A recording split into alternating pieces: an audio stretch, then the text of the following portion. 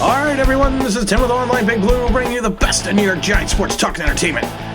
Well, I said we weren't going to do it for a year, but we're going to do it. We're going to do another live stream, and I've mentioned this before. It's going to be February 11th, which is this Thursday at 9 p.m. Eastern Standard Time. Kind of mixing it up a little bit. We're going to do that's my chair squeaking today. I gotta get out the WD-40. We're going to do a trivia contest, a New York Giants trivia contest. And the first prize, and I'm putting it up on the screen here, is an Eli Manning 2011 replica Super Bowl ring in this nice fake mahogany box. That'll be the grand prize. We'll have more details of how the trivia is going to work. We're going to have 3 rounds and then the final round, and we'll be giving prizes throughout the first initial rounds itself. Those prizes will range from a online Big Blue coffee mug, your choice. We have multiple designs, or a online Big Blue polo shirt. So those are kind of nice. I'll probably be wearing one in the video or on the stream. But come and join us on the 11th of February, 9 p.m. Eastern Standard Time for the online Big Blue New York Giants sports trivia. It'll be fun. But let's get into... I wanted to talk about something because I've been seeing this on the news and on Twitter and everything else that the Kansas City Chiefs lost because of their offensive line.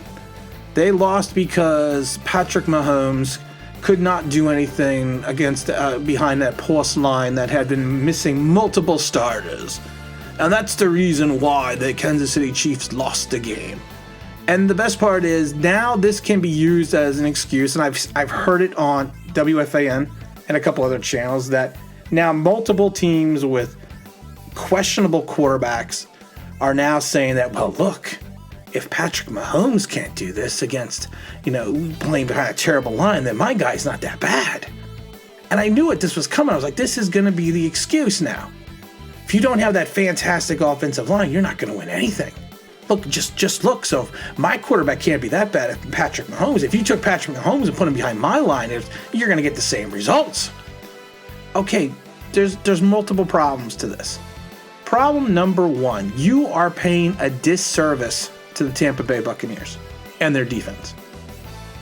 You are basically saying the only reason that Kansas City lost this game was because of the issues on the offensive line. There was other multiple reasons why they lost this game. It wasn't just the offensive line.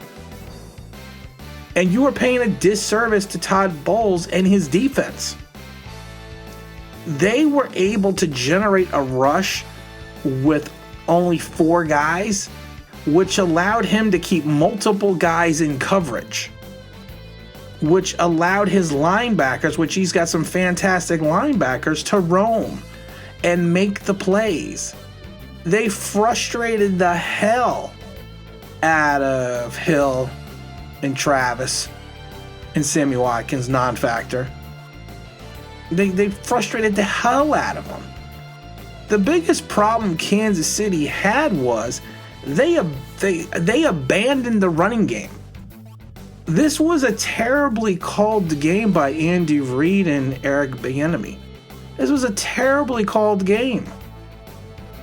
You were gashing them at certain times with the run that your rookie running back had 9 carries for 64 yards at 7 yards a carry. Even Mahomes with the bad toe was moving well. You abandon the run way too early in this game. And that was your biggest problem. One of your biggest problems. Yes, the offensive line not being able to hold up against a 4-man rush was an issue. Patrick Mahomes is also not 100%. He's probably going to have that surgery on the turf toe he's been playing with for the last couple weeks. But you got to give him credit. He never sat there and used that as an excuse. But you also have to pay tribute to the Todd Bowles defense. And I know this may be a shock to some people, but defense does win championships. A fantastic game plan, defensive game plan, will get you a Super Bowl ring. You can ask the Buffalo Bills when they played the New York Giants. The Bills did not figure out the Giants' defense until almost I would say the beginning of the fourth quarter, where they pretty much figured out what the Giants were going to do, but then they kind of figured out they could just check down all the time to Thurman Thomas for big gains because they were going to give him that. The problem with Kansas City was they had no answer for the four-man rush, but they also did not have an answer for the way they played in the secondary. And you cannot give a disservice to this team. Yes, he was pressured multiple times, and he was only sacked 3 times. You also need to take a look at the fact that Kansas City lost that one interception on a bad call. That should have been an interception. That should have been a touchdown. The multitude of penalties in reference to defensive holding in the backfield, and the multitude of pass interference penalties, that was a huge factor as well. I will give you, if you go by the textbook definition of what happened with those penalties, yes, those were penalties. But you got to let them play.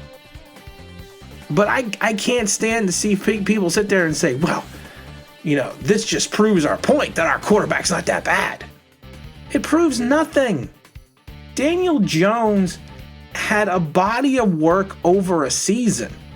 You are trying to compare Patrick Mahomes to Daniel Jones, or Daniel Jones to Patrick Mahomes, when we're looking at 60 minutes in one game. And I'm looking at two seasons, or I should say 1 season with Daniel Jones. I guarantee it. And Daniel Jones's line was not as bad as Patrick's line was in this Super Bowl. There were times and moments, and more and far and few in between, people don't understand, that they gave Daniel Jones a clean pocket. Very clean pocket at times. Yes, were there breakdowns? Of course there were. We're a young building line, but they gave him time to throw. His problem was he was just not going through his progressions. Or he was just throwing to a spot, or he was throwing to his first read, or he has no pocket presence, or he has no ability to figure out how to move in the pocket. But you can't compare what happened on Sunday to Daniel Jones, or I heard the same thing about Sam Darnold. Sam Darnold, if anything else, has had even a worse offensive line than Daniel Jones has had in Sam Darnold's 3 years here in New York. But comparing the two, comparing what happened to Patrick and what happened to Daniel Jones, that's not a comparison. You can't compare that. And like I said, you can't look over one game and then not look over 10, 11 games for Daniel Jones. It doesn't work that way. And like I said, and doing that, you are truly paying a disservice to the Tampa Bay Buccaneers and that defense. Because that defense played lights out. And that's the thing. I personally think that Andy Reid just did not game plan properly, and they did not make the proper halftime adjustments. But don't sit there and tell me, well, if Patrick Mahomes was behind our line, he would have the same results. No, he wouldn't.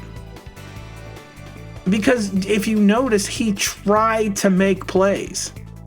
He is, and we've said this before about Daniel Jones. Daniel Jones is not what we would refer to as a guy that can run off the cuff, who can improvise. Patrick Mahomes is. Daniel Jones has just straight line speed. Patrick Mahomes has a pocket presence, and he'll make you miss. But don't sit there and compare one game, and it's a Super Bowl, to the entire Daniel Jones season, because you know what? You just can't. From an actual football perspective, you can't do that.